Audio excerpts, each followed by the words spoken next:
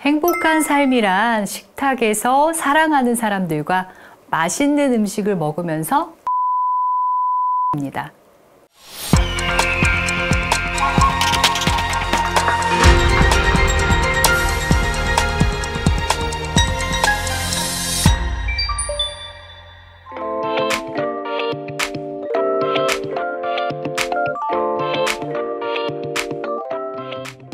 온 국민이 코로나19 바이러스로 안전에 대한 불안감이 높아졌는데요. 안전을 위한 공간, 집에 대한 인식도 변하고 있습니다. 서울대 소비트렌드 분석센터가 바라본 2021 전망에서는요, 집에 대한 개념을 레이어드 홈으로 새롭게 바라봤습니다. 여러 옷을 겹쳐 입는 패션을 우리가 레이어드 룩이라고 부르는 것처럼 주거 공간도 더 이상 휴식만을 위한 공간이 아니라는 의미입니다. 일과 학습, 취미생활까지 온 가족이 집에서 함께하는 시간이 늘고 있잖아요. 그러다 보니까 똑같은 집인데도 답답하고요. 왠지 좁게 느껴집니다. 또 붙어서 지내는 시간이 늘어나다 보니까 서로 예민해지기도 하고 투덕거리는 일도 생기게 하는데요. 그렇다고 넓은 평수로 이사를 가거나 인테리어 공사를 할 수도 없는 노릇입니다. 이 같은 공간도 좀 다른 시각으로 볼 수 있다면 어떨까요? 오늘은 레이어드 홈 개념 중에 기본 레이어에 해당하는 식사하는 공간에 대해 생각해 보려고 합니다. 우선 식사 공간의 역사를 한번 보면요. 아주 옛날에는 어떤 모습이었을까요? 물론 저도 직접 경험한 적은 없지만 아궁이에 장작불을 지펴서 가마솥에 밥을 지어 먹던 거 저희 사진이나 영상으로 많이 보셨죠? 집 안이 아닌 바깥에 쭈그려 이렇게 앉는 좌식 구조였거든요. 지금의 입식 구조로 바뀐 건 1960년대 이후 아파트가 들어서면서부터라고 해요. 난방이 되고 이 수도가 집 안으로 들어오면서 그제서야 저희가 허리를 펼 수 있게 된 건데요. 1970년대 이후 입식 부엌이 자리를 잡으면서 싱크대와 냉장고가 설치됐고요. 부엌이라는 단어에서 주방이라는 단어가 이때부터 사용되기 시작됐다고 합니다. 요즘은 주방이 거의 시스템화 되어 있다고 해도 과언이 아닌데요. 편리한 제품들이 정말 많잖아요. 저 어릴 때만 해도 엄마가 가스레인지는 위험하다고 함부로 못 만지게 했던 기억이 나는데요. 지금은 인덕션이나 전자레인지 또 에어프라이어가 대중화되면서 마음만 먹으면 누구나 쉽게 또 안전하게 요리할 수 있게 되었습니다. 음식을 먹고 난 후에 그 쌓이는 설거지와 음식물 쓰레기, 가정에서 서로 누가 하나 눈치 보고 그러지 않으세요? 식기세척기와 음식물 처리기가 등장하면서 뒷처리에 대한 시간과 수고로움마저도 아낄 수 있게 되었습니다.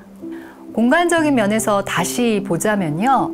과거의 그 여자들, 엄마만을 위한 공간에서 가족 구성원 전체의 공간으로 변화한 건데요. 그렇지만 아직도 주방은 누군가 단순히 요리를 하고 가족이 먹는 공간이라는 인식만 남아 있습니다.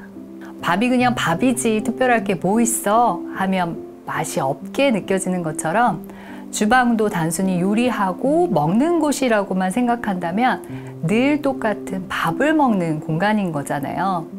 주방이라는 공간을 새롭게 바라볼 수 있다면 우리의 식탁이 더 풍요로워지지 않을까요? 행복한 식탁 만들기 3가지 방법에 대해 지금부터 말씀드리겠습니다. 첫 번째, 식공간 연출하기입니다. 연출이라고 하면 우리가 연극이나 방송에서의 무대 장치, 의상, 조명 이런 전문가들이 하는 걸 떠올릴 수 있는데요. 사람들이 배우의 연기나 극에 그 전개에 더 집중할 수 있도록 도와주잖아요. 식공간 연출도 비슷합니다. 더 맛있게, 더 편안하게 먹기 위해서는 분위기가 정말 중요한데요.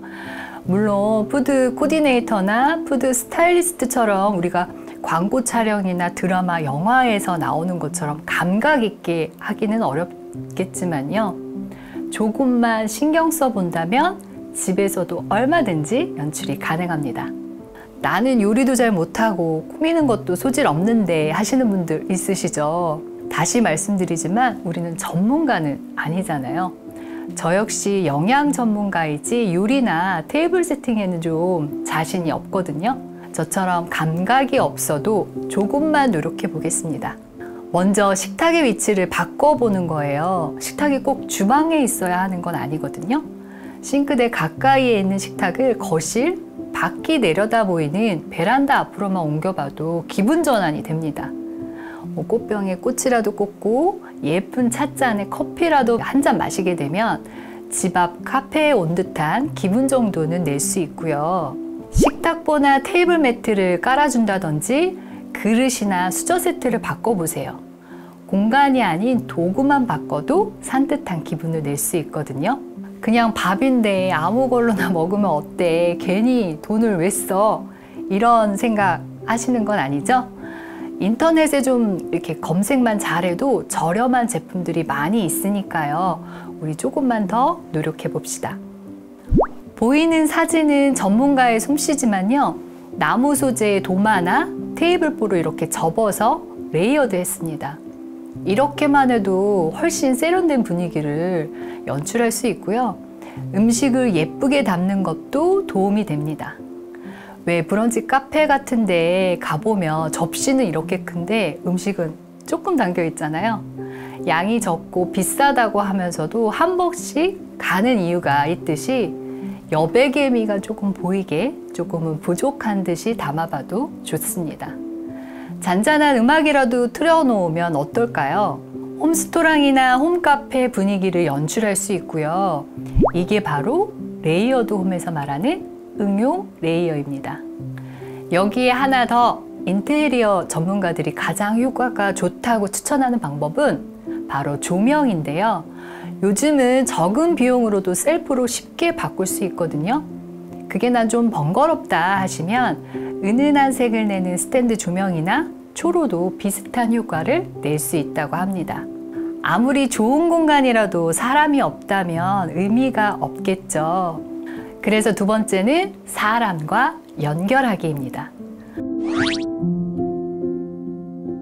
사람이 행복한 식탁을 만들어 보는 건데요. 평일에 주부만 요리를 했다면 주말에는 온 가족이 함께 요리하는 시간을 가져보는 겁니다. 자연스럽게 대화하게 되거든요. 저희 집 같은 경우에는 남편과 아들이 다행히도 요리하는 걸 좋아하는데요. 분야는 좀 다릅니다. 남편은 김밥이랑 유부초밥 만드는 걸 좋아해요. 그래서 응답하라 시리즈의 그 엄마, 큰손 같거든요. 너무 많이 만들어서요. 하루 종일 먹어야 한다는 단점이 있습니다. 반면에 아들은 스파게티 만드는 걸 좋아하거든요. 분식과 양식을 한 번에 먹게 되는데 은근히 잘 어울리는 조합입니다. 자녀가 아직 어린데 하시는 분들은 연령에 따라 할 수 있는 역할을 한번 주시면 되는데요.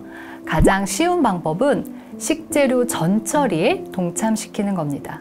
채소나 과일을 이렇게 씻어보게 한다든지 방울토마토 꼭지 떼기, 삶은 달걀 껍질 까기, 양상추 뜯어보기, 아니면 샐러드 소스 뿌려보기처럼 작은 일에도 아이들은 즐거워합니다.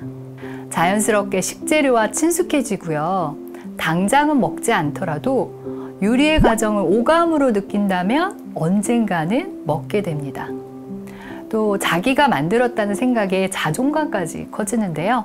이때 네가 만들었으니까 다 먹어야지 이런 말은 절대 하지 말아주세요.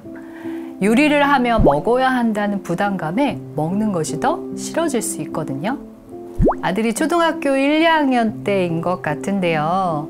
제가 워킹맘이다 보니까 낮에는 엄마가 봐주셨거든요. 할머니와 함께 멸치똥도 따고 또 쪽파도 다듬으면서 보냈는데 고등학생인 지금도 그때의 그 즐거웠던 시간을 추억으로 기억하더라고요. 그래서 세 번째는 추억으로 저장하기입니다. 누구나 음식에 대한 향수가 있고 추억하는 음식이 다른데요. 지역이나 세대에 따른 차이도 있지만 집집마다 즐겨 먹던 음식이 달라서 그럴 겁니다. 그래서 부부가 아내는 아내대로 남편은 남편대로 각자 어머니의 음식을 그리워하는 건 아닐까요? 어린 시절 맛있게 먹었던 그 음식을 생각하면 맛은 물론이고 그날의 즐거웠던 그리고 행복했던 사람들과의 추억이 동시에 떠오르는데요. 그날 그 식탁으로 다시 되돌아갈 수는 없지만 우리가 책장 어딘가에 처박혀 있던 추억의 앨범을 꺼내본 듯 괜스레 미소가 지어집니다. 오늘 우리의 식탁도 미래의 어느 날에는 추억이 되지 않을까요? 저는 작년과 재작년 가족과의 연말 파티를 집에서 했는데요. 가족들에게 파티라고 드레스 코드는 레드와 그린을 당부했고요. 선물도 준비하게 했는데요. 많이 또 다 아시죠? 한 달 전에 제비뽑기를 해서 각자가 준비해온 선물입니다. 테이블 세팅이라고 하기에는 소박하지만 식탁과 곳곳에는 크리스마스 분위기를 연출했고요. 파티에 빠지면 서운한 고기, 또 맛을 더해줄 화로도 준비하고 나머지는 가족들이 각자 만들어 온 음식으로 채웠습니다. 사실 코로나 이전에는 가까운 지인들과 했던 건데요.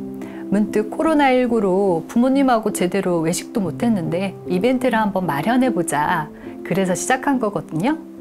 올해 8순이신 저희 아버지입니다. 평소 말씀이나 표현도 별로 없으시거든요. 저는 그 아버지의 이런 표정을 거의 처음 본 것 같아요. 이것도 사진을 찍어서 이번에 발견한 건데요. 너무 행복해 보이시지 않나요? 부모님이 너무 좋아하셔서 2년 연속으로 파티를 했습니다. 마니또 공개 후 이어지는 선물 교환식인데요. 작년에 이어 동생의 마니또가 또 형부라고 해서 한바탕 웃는 사진입니다. 선물을 하는 사람도 선물을 받는 사람도 그리고 옆에서 지켜보는 사람도 모두 행복한 시간을 보냈는데요. 사진 속의 날도 즐거웠지만 이 강의를 준비하면서 정말 오랜만에 스마트폰에 저장된 사진들을 보니까 또 행복해졌습니다. 함께 웃고 떠들면서 보냈던 시간이 생생하게 떠오르더라고요. 그러면서 왠지 모르게 가슴이 뜨거워지고 그래, 행복이 뭐 별거야. 이렇게 사랑하는 가족과 맛있는 음식을 먹으면서 보내는 그 시간, 그리고 그곳이 행복인 거지 라는 생각을 했습니다. 오늘은 식사의 정석 마지막 시간이었는데요. 어떠셨는지 제가 2가지 질문을 드릴게요. 여러분은 식탁에서 행복을 찾으셨나요? 여러분의 식탁은 누군가에게 행복을 주고 있나요? 저는 20여 년간 영양 전문가로서 자부심을 가지고 있었는데요. 이 강의를 준비하면서 반성을 많이 했습니다. 정작 제 가족에게는 영양적인 지식만 내세웠지 일상의 작은 행복은 놓치고 있었더라고요. 아이가 어릴 땐 과자나 음료수를 절대 못 먹게 했거든요. 그랬더니 불량식품을 몰래 사 먹어서 장염으로 입원한 적도 있고요. 남편에게는 식탁에서 왜 이렇게 짜게 먹냐? 밥은 또 왜 이렇게 빨리 먹냐? 잔소리하기 바빴습니다. 지금 돌아보니까 저도 가족도 식탁에서는 행복하지 않았다는 것을 알게 됐습니다.